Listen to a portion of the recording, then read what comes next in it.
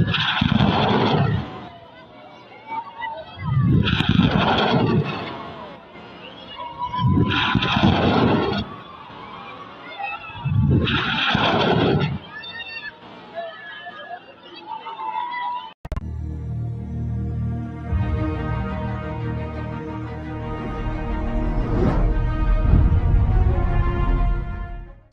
premier objectif.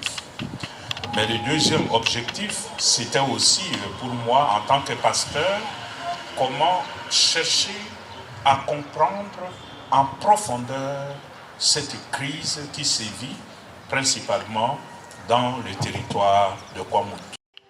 Nous venons de découvrir cette vidéo sur Report Pasteur de l'église de Kinshasa s'investit personnellement pour trouver résolution à ces conflits qui s'annoncent aux portes de la capitale. À présent, viendra le second temps fort tel que nous l'annoncions, la communication du cardinal archevêque de Kinshasa. Le vicaire général, distingués invités, chers frères et sœurs, dans le Seigneur, chers amis de la presse. Avant toute chose, je vous salue tous et toutes et vous remercie pour votre présence à ce point de presse sur le conflit dans le territoire de Kwamouth.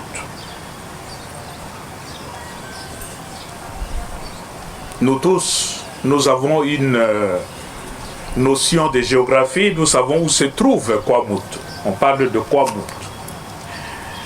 Comment est-il organisé sur le plan administratif? Je crois que c'est important de le savoir avant d'aller plus loin. Situé dans la province du Mai-Ndombe, en République démocratique du Congo, le territoire de Kwamouth a comme chef-lieu la cité de Kwamouth.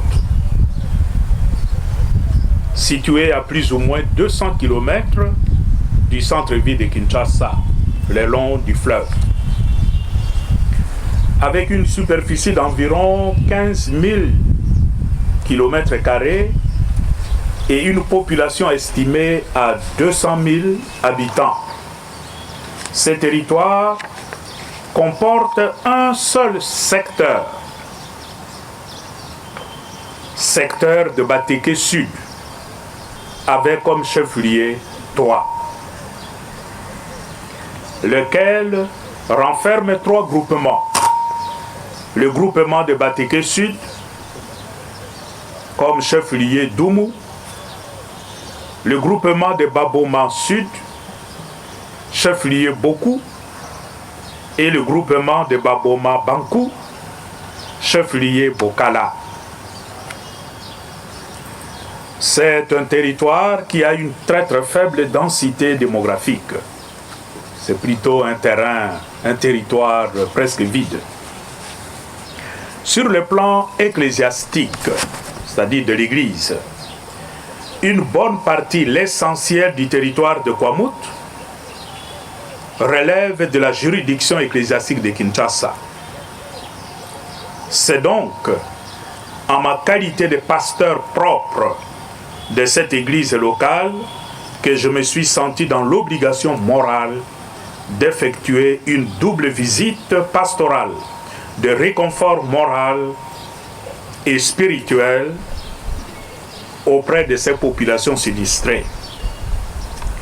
Mais au-delà de cette visite de réconfort, ma préoccupation était surtout d'écouter de mes propres oreilles, de voir de mes propres yeux et de toucher de mes propres mains la réalité sur terrain pour essayer de comprendre ce qui s'y est passé et se passe probablement encore, et pour en tirer des leçons pour nous aujourd'hui et pour l'avenir. Mais bien avant toute chose, je voudrais d'abord vous donner un bref rappel historique de ces conflits. Ça peut nous permettre de cerner la genèse et l'amplification du conflit. De la genèse du conflit.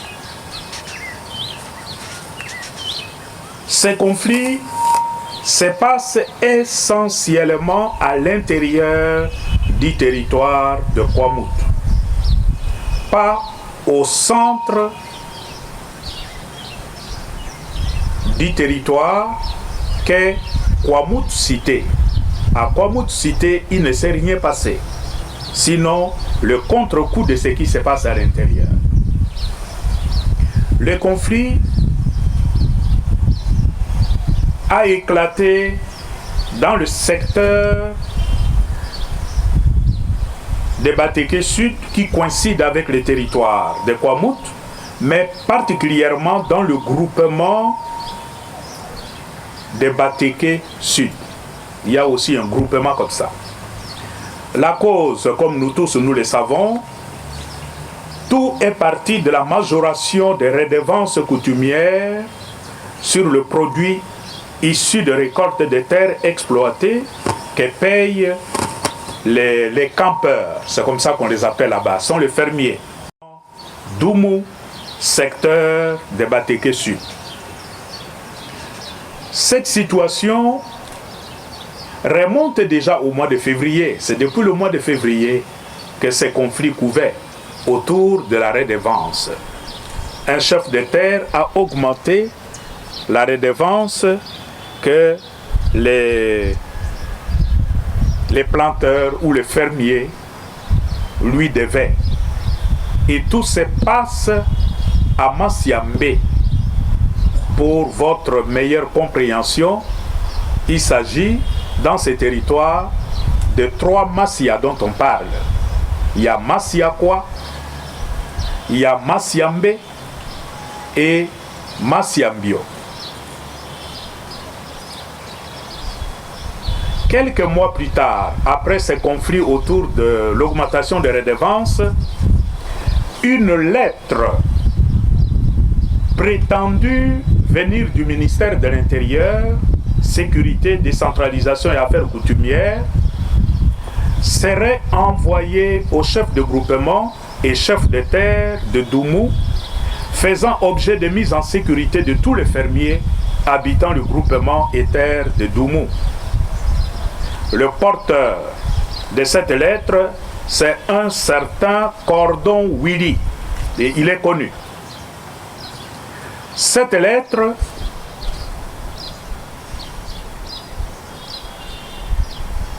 était vendue aux fermiers et il le vendait à 25 000 francs congolais. Le fermier qui a cette lettre ne peut plus payer sa redevance au chef de terre Teke. Et ça s'est vendu dans le territoire comme du petit pain.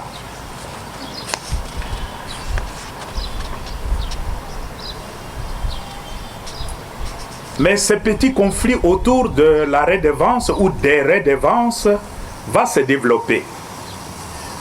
Ici, on cite souvent le nom du Cordon Willy, c'est lui qui a apporté cette lettre-là. Il est bien connu. Il est venu de Kinshasa pour installer un nouveau parti politique dénommé Union des nationalistes révolutionnaires dans le territoire de Kwamouth.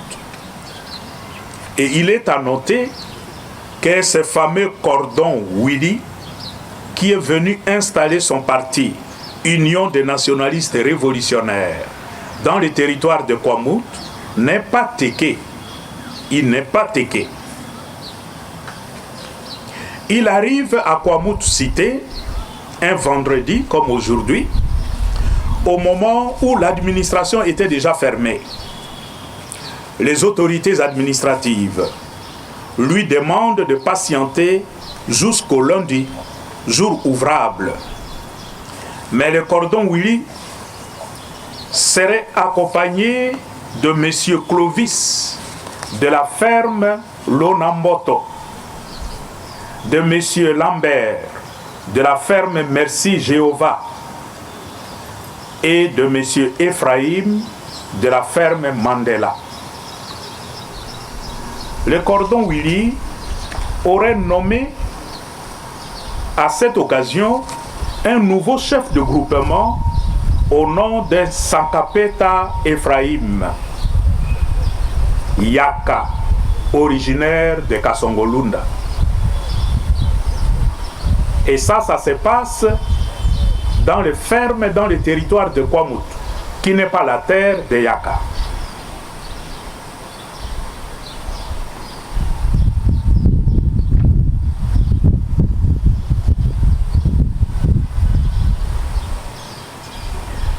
Et le fameux cordon Willy annonce déjà dans les territoires que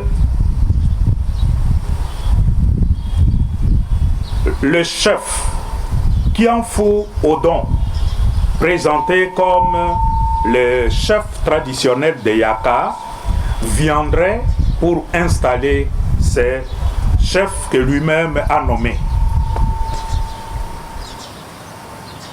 En fait, c'est Kianfou. C'est un faux. Parce que les Yaka eux-mêmes ne le reconnaissent pas comme leur chef. Et c'est ce fameux Kianfou que nous avons tous vu s'afficher à Kinshasa avec les autorités du pays, voire même avec le chef de l'État. Vous avez vu une image avec 3 chefs qu'on présentait comme le chef Yaka, le chef Teke et le chef Soukou. Or, celui-là, c'est un faux. Alors qu'il est un des éléments de la dégénérescence du conflit dans le Kwamut, c'est même faux Kianfou serait même envoyé en mission de pacification dans les territoires en conflit, au grand mécontentement et étonnement de tous.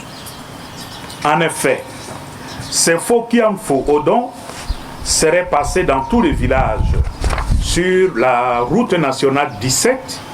C'est la route qui part de Mongata en passant par Masiambio jusqu'à Bandundu. Lui, il est passé là-bas dans les villages qui sont des fermes ou des grands centres qui sont nés de ces fermes où les Yaka sont majoritaires, préparant ainsi l'intronisation de nouveaux chefs coutumiers afin de bénéficier des redevances que l'État accorderait lors de la réhabilitation et de l'asphaltage de la route qui traverse ces villages et fermes.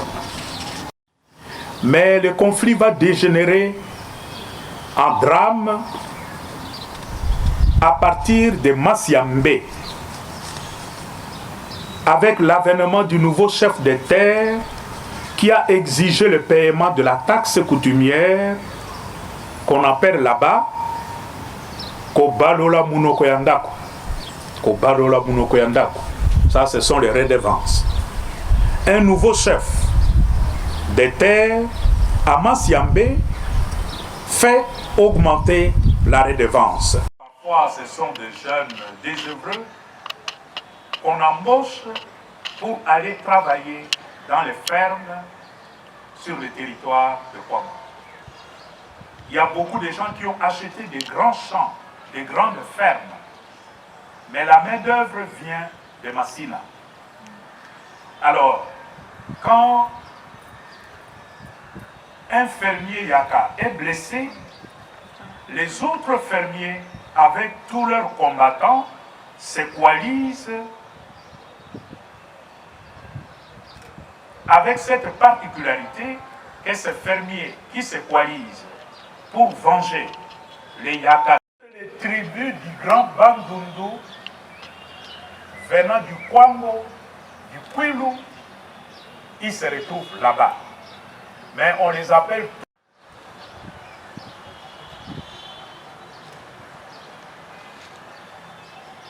pour se défendre. Donc, cette coalition, mais il est vrai que la majorité sont des Yaka, mais tous ne sont pas des Yaka. Ils vont menacer le chef qui a blessé les Yaka, et pour se défendre,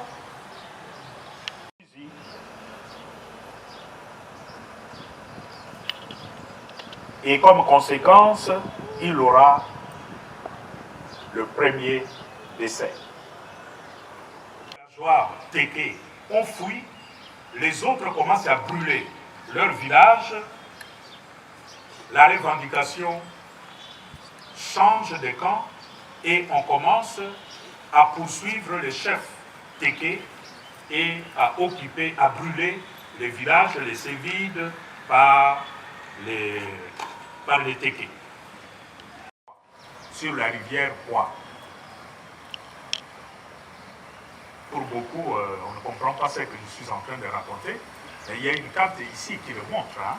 Vous allez voir sur cette carte où se trouve Kwamout et les cités dont je parle. Nous sommes ici à Kinshasa. Et Kwamout est là, à l'embouchure de la rivière Kwa. Massiakwa se trouve ici, sur la rivière Kwa. Mais les événements ont commencé à l'intérieur, ici. Et c'est ici, Massiambé. Tout est parti de là. On commence à brûler les maisons à partir de Massiambé en allant vers Massiakwa, ici. Et quand ces groupes composés de fermiers et leurs travailleurs arrivent à Massiakwa, l'événement, c'est ce que vous avez suivi sur le vidéo avec le prêtre qui raconte leur arrivée à Massiakwa. Dès que les autres Téké qui sont sur cette route, ça c'est la route nationale numéro 17, qui part de Mongata, ici, ça c'est Mongata, ça passe par Massiambio, continue jusqu'à Bandundu. Sur cette route, il y a des Téké. Et la grande ferme qu'on appelle Bétani, qui est le Nganda Bangala, plein de gens venus d'ailleurs.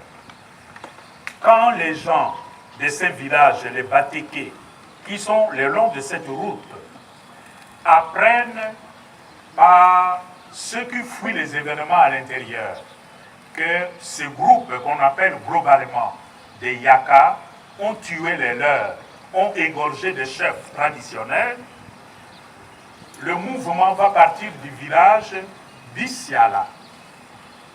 Bissiala se trouve là, et eux s'organisent. Là, ce sont les Batéké qui s'organisent pour aller attaquer ceux qu'ils considèrent comme des Bayaka du village Bétani, au camp Bangala.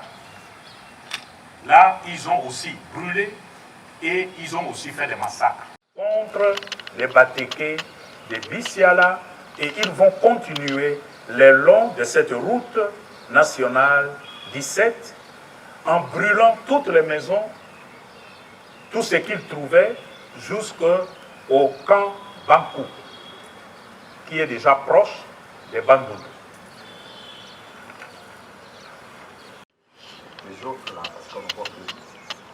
Ça, c'est sur le plan de déroulement des événements. Aujourd'hui, on compte plus ou moins 170 morts, entre 170 et 175, comme victimes de cet événement. Mais la population de personnes déplacées est énorme. Un grand groupe est à Bandundu, ceux que j'ai rencontrés. Il y en a qui sont un peu éparpillés par...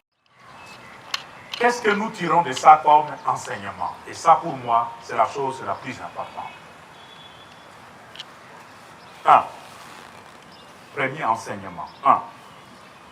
Nous sommes ici en face d'un conflit intercommunautaire et pas comme cela est décrit de manière simpliste comme un conflit Téké-Yaka.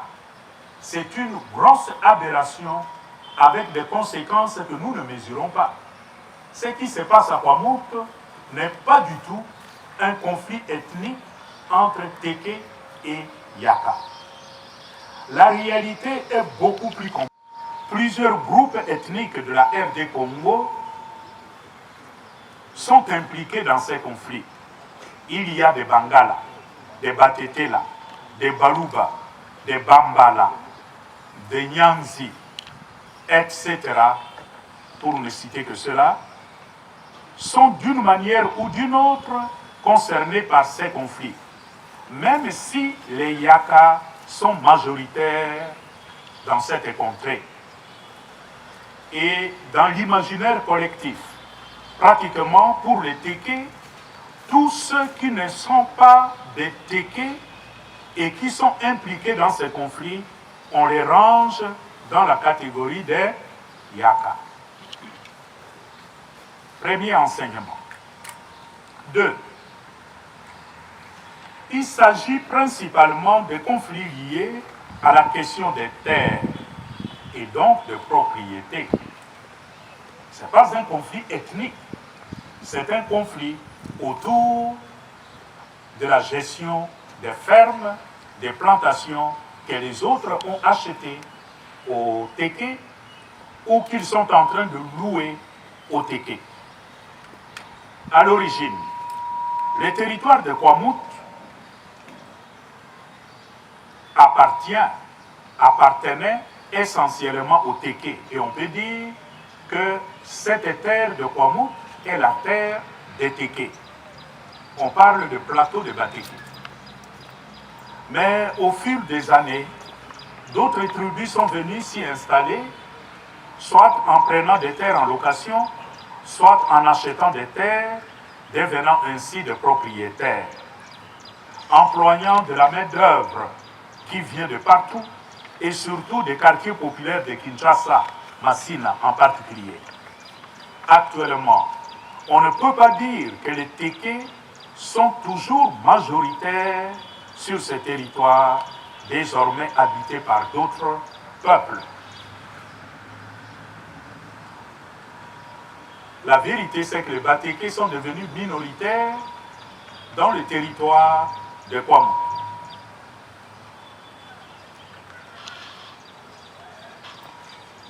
3. L'extension de ces conflits. Nous avons noté qu'il y a extension de ces conflits au-delà du territoire de Kwamout, vers les territoires voisins, notamment le territoire de Bagata dans la province du Kwilu.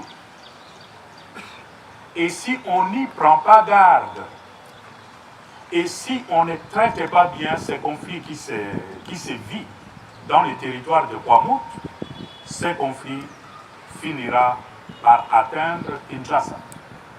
Parce que Kwamout, c'est à la porte de Kinshasa. Kwamout n'est pas loin, c'est juste ici. Et les Batéké, quand vous êtes ici à partir de l'aéroport de Njili, toutes les terres qui sont là au-delà, ce sont les terres de Batéké. Vers le centre-ville, ça, ce sont les terres de Wumbu, qui sont aussi le cousin. Et des Bayaka, vous risquez d'avoir les répercussions de ce qui se passe à Kwamout demain, ici dans la ville de Kinshasa, particulièrement à Massina. 4. Il y a superposition entre l'autorité de l'administrateur du territoire de Kwamout et l'autorité du chef de secteur. Je vous ai dit, le territoire coïncide avec les secteurs, ce qui est une anomalie. Normalement, un territoire est subdivisé en quelques secteurs et les secteurs sont subdivisés en groupements. Or, à Kwamout, il y a une situation assez particulière. Le territoire coïncide avec le secteur. Ce qui fait qu'en réalité, il y a deux autorités dans ce même territoire. Ce qui crée confusion.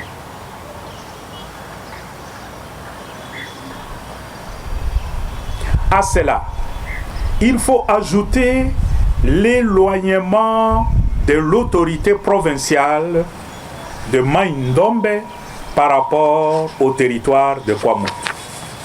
Si vous regardez bien sur ma carte là de tout à l'heure, on peut se poser des questions. Comment c'est possible que le territoire de Kwamouth soit rattaché à la province de Mai-Ndombe, qui est tellement loin, alors que Kwamouth est coincé entre Kinshasa, Kwango et Kwilu. Nous sommes ici. Kwamouth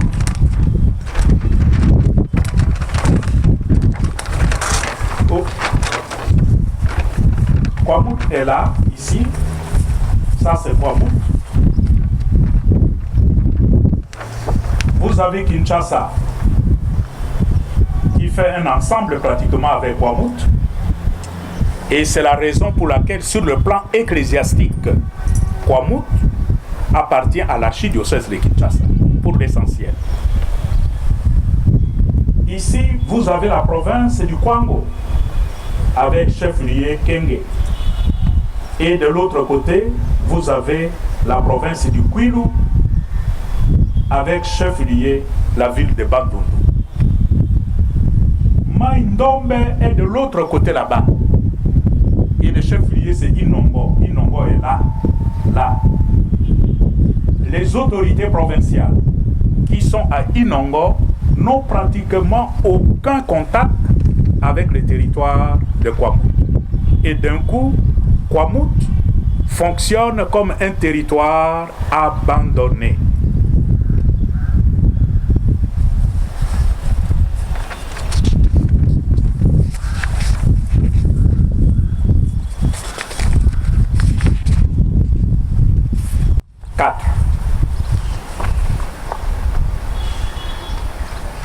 Non, c'est 5. Il y a des personnes qui sont impliquées d'une manière ou d'une autre dans ces conflits, et ces personnes sont bien connues et ils circulent librement ici à Kinshasa et à travers le pays sans être inquiétés. Et lorsqu'ils sont arrêtés ou acheminés vers Kinshasa, ils sont tout de suite libérés sans autre forme de procès et sans que justice soit rendue. C'est notamment le cas du faux Kianfou, Odon. Tout le monde le connaît et il est à l'origine de l'aggravation de ces conflits, et on le voit se promener à Kinshasa et il affiche avec le président de la République, ce qui choque énormément les Batéki. Il y a le cas d'un certain Cordon Willy qui avait amené cette lettre, et la question a été posée au ministre de l'Intérieur quand il est allé à Kwamouth. Lui-même a dit que cette lettre était un faux.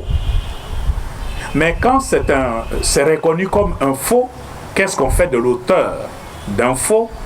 On a l'impression que le type continue à se promener tranquillement. 6. L'arrivée et la présence rassurante et sécurisante de l'armée et de la police congolaise sur les lieux, notamment sur la route nationale 17, même s'il se pose cruellement un problème de mobilité et donc de logistique. Nous avons salué la présence de l'armée à Masiambio. Ils venaient d'arriver, mais leur présence avec un général qui commande les opérations sur l'axe Mongata-Bandundu, le général s'est installé à Masiambio, à mi-chemin. Ça rassure tout au long de la route et nous avons effectué cette route sans problème. Nous pensons qu'ici, il faut vraiment remercier, féliciter les autorités qui ont pris cette décision maintenant pour envoyer l'armée. J'ai eu l'occasion de le dire hier au Premier ministre. Mais il faut renforcer le moyen logistique de nos forces de sécurité dans ces coins. Aussi la présence rassurante de l'Église catholique, c'est-à-dire des personnes consacrées, religieuses, aussi bien de l'archidiocèse de Kinshasa que du diocèse de Kenge, sur ces lieux. Vous avez entendu le prêtre parler. Pendant tous ces événements, lui est resté là-bas. Et c'est lui qui a pu organiser le secours, même aussi donner refuge à la population qui était complètement démolie après le passage des assaillants qui avaient égorgé le chef Teke à Masiakwa. Le curé de la paroisse Masiambio, lui aussi, c'est grâce à sa présence et quand l'armée est arrivée, le général a pu loger à la paroisse. Prochainement à faire entre les événements qui se passent actuellement à Kwamouth et les massacres qui ont eu lieu en 2018 à Yumbi. À Yumbi, il y a eu plus de 500 morts. À Kwamouth, aujourd'hui, nous en sommes autour de 170. Mais il y a un élément quand même qui nous étonne, ces deux événements se passent toujours à l'approche des élections. À Yumbi, c'était en 2018.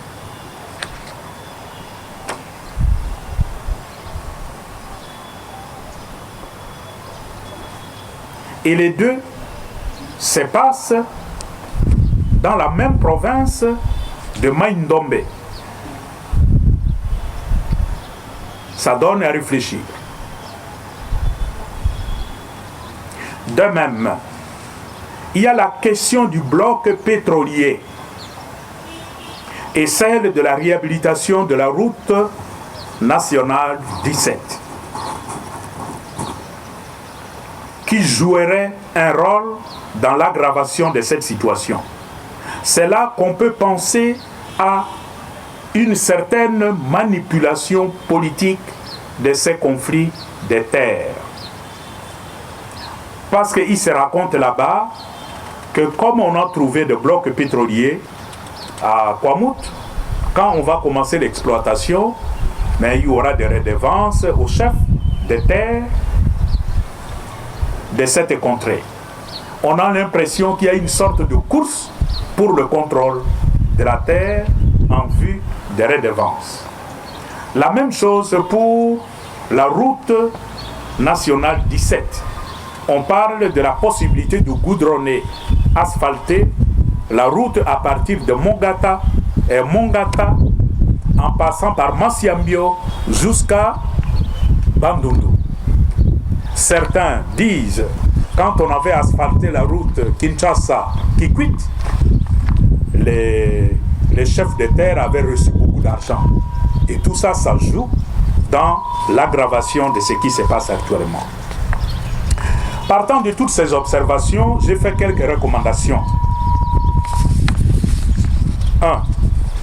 Le renforcement de la présence et de l'autorité de l'État dans les territoires de Kwamouth et l'examen de la question territoriale pour réduire les distances entre les autorités et les administrés. Kwamouth est un territoire abandonné. Il faut que les autorités du pays se penchent sur cette question. Cette confusion entre l'autorité de l'administrateur du territoire et les chefs des secteurs.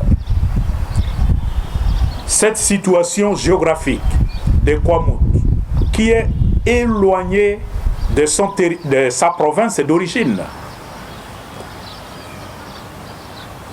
il faut rapprocher les administrés de leurs chefs. 2. L'appui matériel et financier conséquent à l'armée et à la police nationale.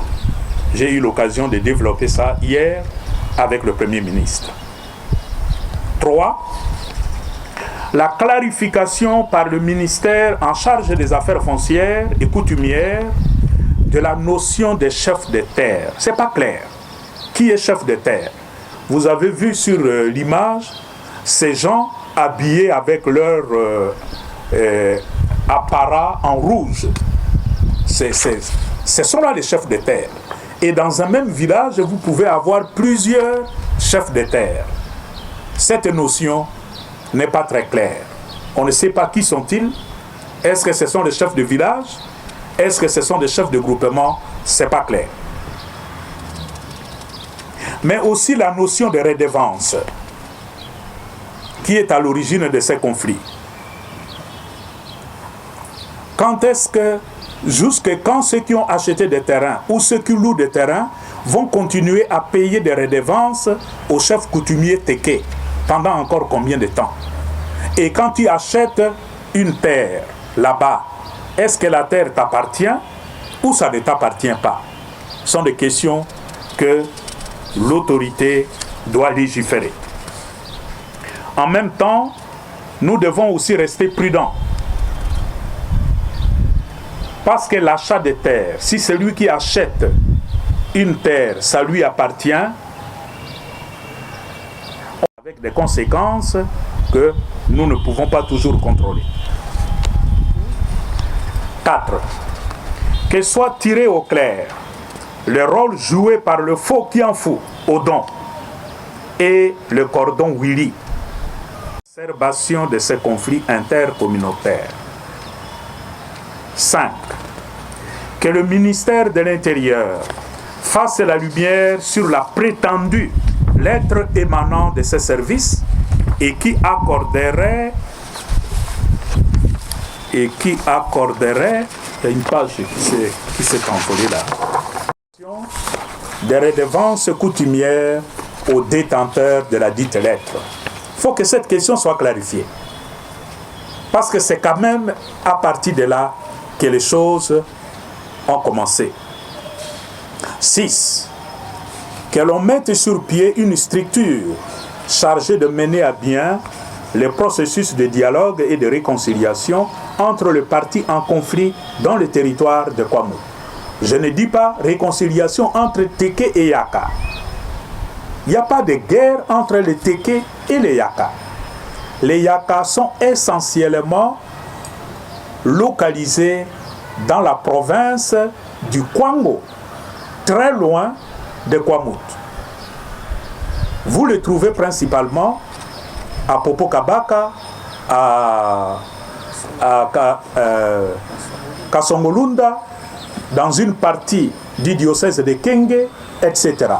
Ces gens ne se sentent pas du tout concernés par le conflit autour des terres, autour des fermes, des champs, dans les territoires de Kwango et de Kwamut.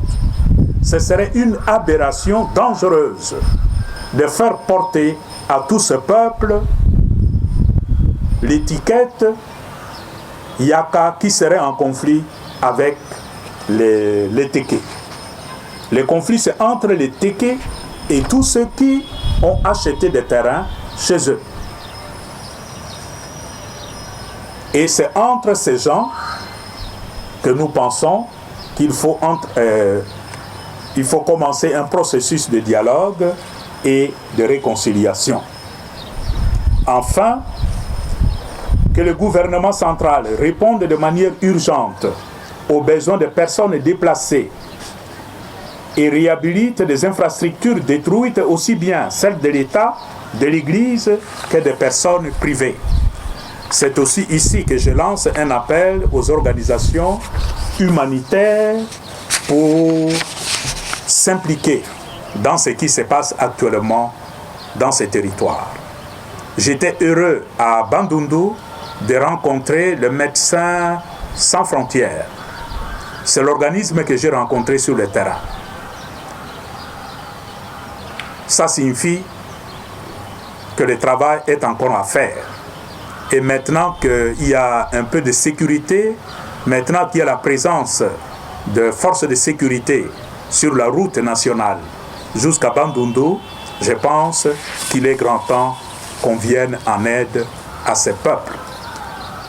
Et principalement pour aider ceux qui ont abandonné leur village, ceux qui ont perdu tous leurs biens, de rentrer chez eux. Parce que c'était la demande principale que j'ai rencontrée partout où j'ai été en contact avec le déplacé, tout le monde demande de rentrer chez soi. Mais à une seule condition, que leur sécurité soit assurée.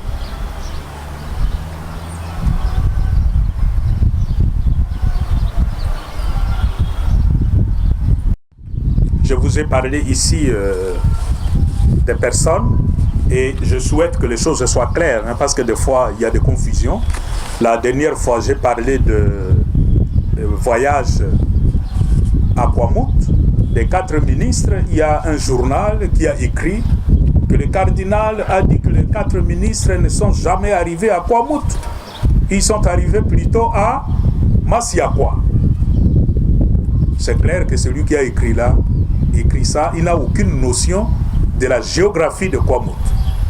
Si tu vas par le fleuve, comment tu peux arriver à Masiakwa sans passer par Kwamouth?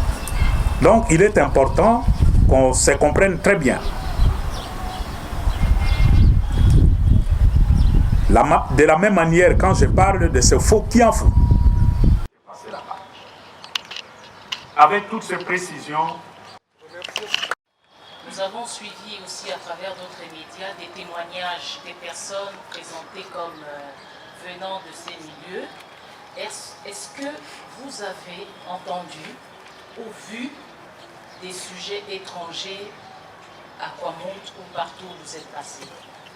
Pour nous avoir aidé à retracer un peu cette histoire, ma question est de savoir, vous avez rencontré le président, le Premier ministre, qu'est-ce qu'il vous a dit clairement après toutes ces recommandations? Je pense que le rapport de ce point de presse peut-être a déjà été donné au Premier ministre. Qu'est-ce qu'il vous a dit clairement? Ma rencontre avec le Premier ministre, qu'est-ce qu'il m'a dit? Il n'appartient pas à moi de vous dire ce que le Premier ministre m'a dit. Ce qu'il m'a dit, ça me concerne.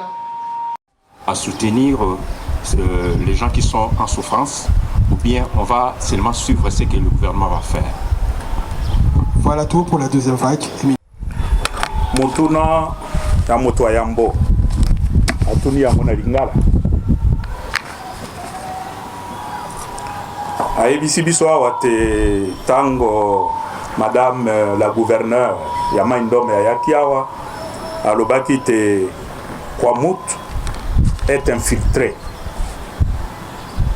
Motuna ezali te na utikuna, est-ce que nasali même observation nasili na ebisi bino awa na koki koloba te Kwamouth ezali infiltré à partir ya makambo ngai moko na moni na yoki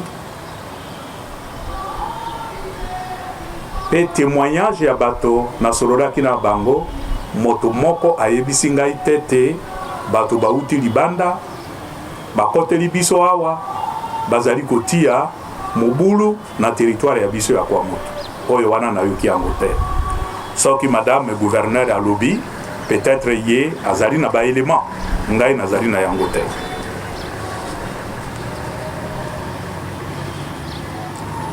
Le mécanisme demandé au gouvernement pour la résolution de ces conflits, quelqu'un qui a posé cette question-là,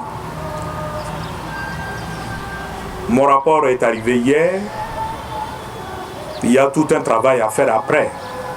Et comme je l'ai dit, en mettant à contribution les organismes humanitaires pour voir ce qui peut être fait pour pacifier ces coins-là.